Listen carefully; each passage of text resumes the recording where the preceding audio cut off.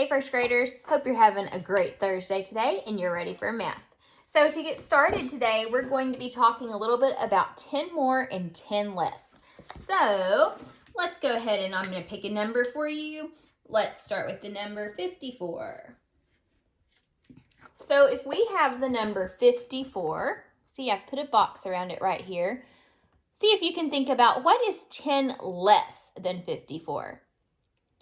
10 less than 54. So to figure out 10 less than 54, you could do a few things. Sometimes kids will actually count backwards 10 to figure it out. And that's okay, but there's a much faster way to do it. To figure out 10 less than 54, all you have to do is move up 1. If you move up 1, you end up on 44. And 44 is 10 less than 54. So moving up 1 on the hundreds chart is taking away 10. The numbers above the number that you're at are always going to be less. And the numbers below the number are always going to be more. Okay, so 10 less than 54 is 44. Let's look back at 54 again. What is 10 more than 54? 10 more than 54 is 64. To figure out 10 more, all you have to do is move down 1 on your hundreds chart, and that is 10 more. What about 1 more than 54? What is 1 more than 54? Here's 54. 1 more is 55. What's 1 less than 54? 53. Okay, let's try another one. What if I give you the number, how about 36? 36, see I put a box around it. If we have 36 and I ask you, what is 10 more than 36? Can you figure it out? What is 10 more than 36? 10 more than 36. Remember I said you could count up, but it's a lot faster and easier if you just remember 10 more, go down 1. 10 more than 36 is 46. Okay, try sticking back at 36 again. What is 10 less than 36? 10 less than 36. Move up 1. 10 less than 36 is 26. Okay? So keep practicing 10 more and 10 less on the 100 chart. Once you get that down, you're going to be able to use it a lot in a lot of different ways than other than just looking at 10 more and 10 less problems. When you're counting coins, being able to count from any number by tens is really helpful. Also, when you're doing some math like in 2nd grade, it's going to be helpful to be able to do that too. So practice 10 more and 10 less. Now let's check out our word problem for today. Okay, so here it is. Jody got 12 roses on Valentine's Day. She got some more roses the next day for her birthday. Now Jody has 18 roses. How many roses did Jody get for her birthday? Okay. Let's read back through this again, and I want you to listen super carefully for the question that we're being asked. So listen carefully for the question. Jody got 12 roses on Valentine's Day. She got some more roses the next day for her birthday. Now Jody has 18 roses. How many roses did Jody get for her birthday? Okay, what question are we being asked? How many roses did Jody get for her birthday? See, it ends with a question mark. That's the question. So we're trying to figure out for her birthday, how many roses did she get? Let's go back through now and listen for important information about roses, because that should help us to figure out how many she got on her birthday. Jody got 12 roses on Valentine's Day. Did you hear anything important in that sentence? 12. It tells us how many roses she got on Valentine's Day. All right, here's the next sentence. She got some more roses the next day for her birthday. Do you hear anything important there? Well, there aren't any numbers in that one, are there? But there is a word, some. It tells us at least she got some. We just don't know how many, but also more. She got some more. So that may help us to know whether we're adding or subtracting. Let's see if there's anything else important. Now Jody has 18 roses. Do you hear anything there? 18. It tells us how many roses she has now. Okay, let's see if we can come up with a plan. So we're going to decide if we need to add or subtract. And I'm also going to put out a part whole mat. That will help us. All right, so Jody got 12 roses on Valentine's Day. And then she got some more for her birthday. If Jody has these 12 roses and then she gets more roses, is that going to be adding or is that subtracting? If she has 12 and she's getting more, when she's getting more, that's adding. So 12 plus something equals, how many did she have for her birthday? Or not for her birthday. How many did she have after getting the ones for her birthday and Valentine's Day? 18. So the 12 roses she had plus the sum that she gets for her birthday should equal 18. So how many total roses did she have when it was all said and done? 18. Part of the 18 were from Valentine's Day. The other part are from her birthday. We just don't know how many that was. So we have a number sentence here that we could solve, but it's kind of confusing because it's got a missing addend, and that may be a little trickier. So look at how this is set up. Anytime we have a whole and one part, and we're trying to solve the other part of a problem, we just have to subtract. Okay, so we're going to take the whole, 18, and subtract 12 to figure out how many of those were for her birthday. Okay, so let's solve. I'm going to draw a picture first to solve to kind of show you what's going on here. So we know 12 of these were for her birthday. 1, 2, 3, 4, 5, 6, 7, 8, 9, 10, 11, 12. These roses were for her birthday. Whatever else she gets is going to be what she got from, I said that wrong. These are for Valentine's Day. I'm sorry if you hear my dog barking.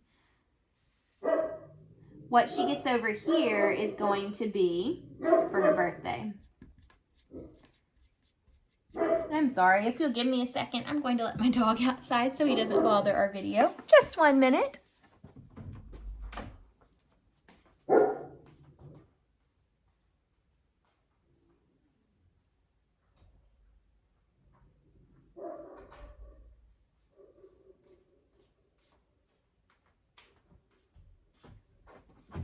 All right, I'm sorry about that. My dog will bark and bark if I don't let him outside. Okay, so Jody had 12 roses for Valentine's Day, and whatever I continue drawing is going to be what she gets for her birthday. So if she had 12 and we need 18 total, we have 12, and then I'm just going to keep drawing until I get to 18. So 12, 13, 14, 15, 16, 17, 18. So whatever I just drew is how many she got for her birthday. How many is that? 1, 2, 3, 4, 5, 6. So it looks like she got 6 roses for her birthday.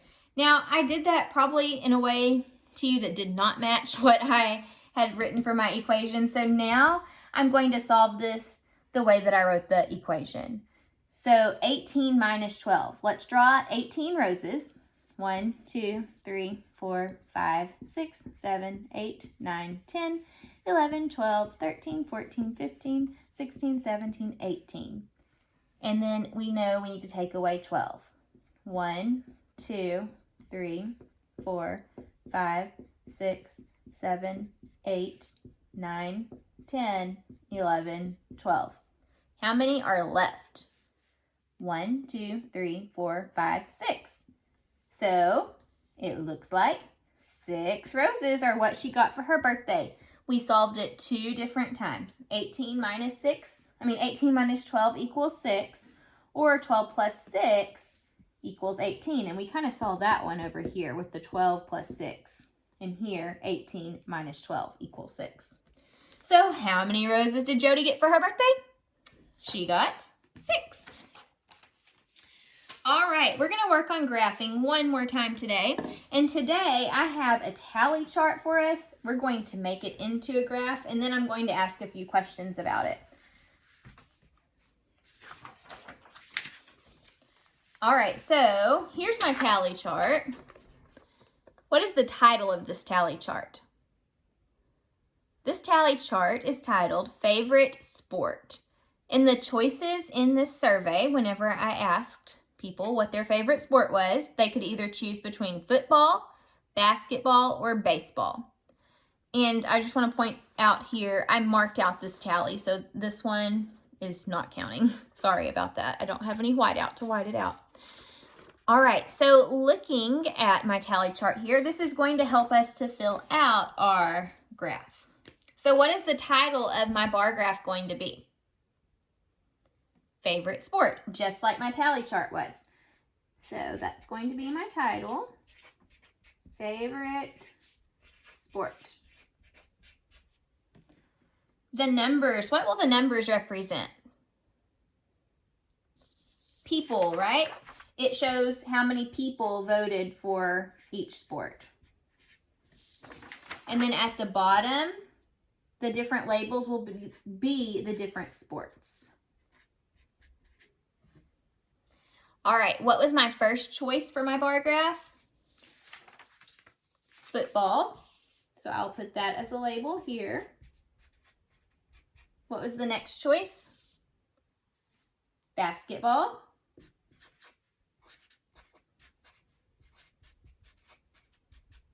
And then the last choice was baseball.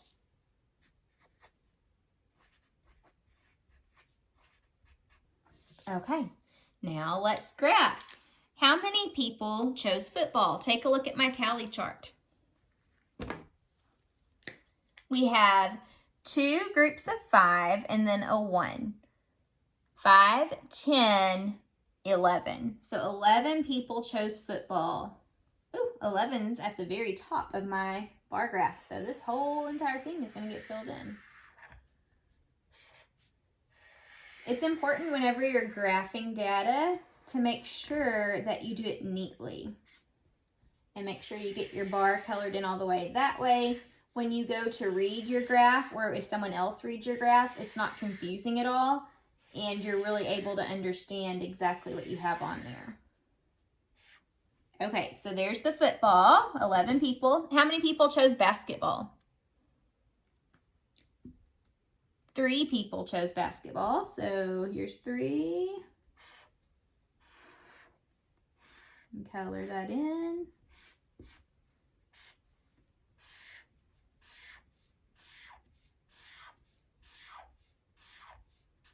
Okay, and then how many chose baseball?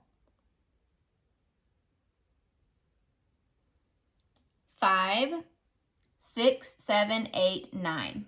9 people chose baseball. Here's 9. So I'm going to be going to right here.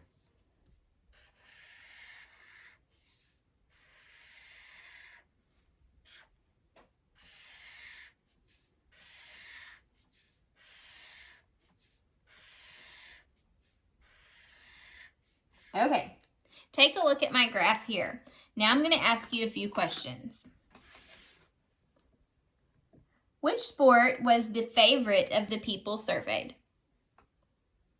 Which sport was the favorite? I don't know if that's a great question. Hopefully you understand, because this is called favorite sports. Let me reword that if you weren't understanding what I meant.